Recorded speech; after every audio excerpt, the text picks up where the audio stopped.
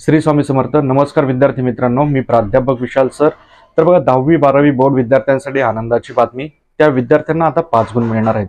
ते कसे भेटणार आहेत, कोणाला भेटणार आहेत याची माहिती आपण संपूर्ण या व्हिडिओत बघणार आहोत. तुम्हाला 10वी 12वीच्या नोट्स पाहिजे असतील तर तुम्ही सर्वप्रथम प्ले स्टोअरला जा आणि नाना फाउंडेशन ॲप डाउनलोड करा. त्याचप्रमाणे लेटेस्ट अपडेट्स तुम्हाला हवे असतील तर समाचारकट्टा.com या वेबसाईटला गुगलवर सर्च करा. तर बघा 10वी 12वीच्या विद्यार्थ्यांना आता 5 गुण कसे मिळणार आणि कोणाला, विद्यार्थ्यांमध्ये आनंदाचे वातावरण आहे ते कोणाला मिळतील याची माहिती आपण बघूयात. आतापर्यंत तुम्ही बघितलं असेल की कला क्षेत्र असेल, त्यानंतर क्रीडा असेल, या ठिकाणी विद्यार्थ्यांना अतिरिक्त गुण दिले जात होते आणि ते यावर्षी देखील देण्यात येत आहेत.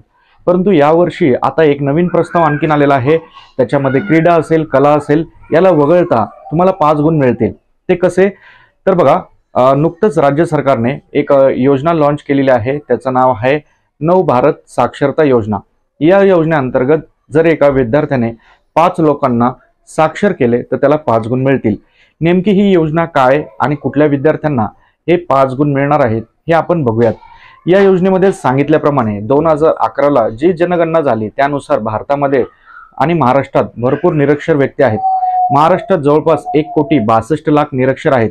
त्यामुळे यांना साक्षर करण्यासाठी शिक्षकांची नियुक्ती केली जात असते. परंतु शिक्षकांची संख्या कमी असल्यामुळे आता स्वयंसेवक म्हणून विद्यार्थी काम करू शकतात. जर त्या विद्यार्थ्यांनी त्या निरक्षर लोकांना वाचन असेल, संख्याज्ञान असेल, लिखाण असेल, या बेसिक गोष्टी जर शिकवल्या तर त्या विद्यार्थ्यांना 5 गुण मिळतील. अशा प्रकारचा एक प्रस्ताव आता बोर्डाने राज्य सरकारकडे पाठवलेला आहे. त्यामुळे हा लवकरच लागू होण्याची दाट शक्यता आहे. तुम्हाला काय वाटतं, हा राज्य सरकारचा निर्णय योग्य आहे का अयोग्य? याच्यामुळे नक्कीच महाराष्ट्रातील लोक साक्षर होतील का? कमेंट करा. आणि विद्यार्थ्यांसाठी हा खूपच चांगला निर्णय आहे. व्हिडिओला शेअर करा. परत भेटूयात नवीन अपडेट सोबत. अशाच अपडेटसाठी बोर्डाच्या चॅनलशी कनेक्ट राहा. श्री स्वामी समर्थ.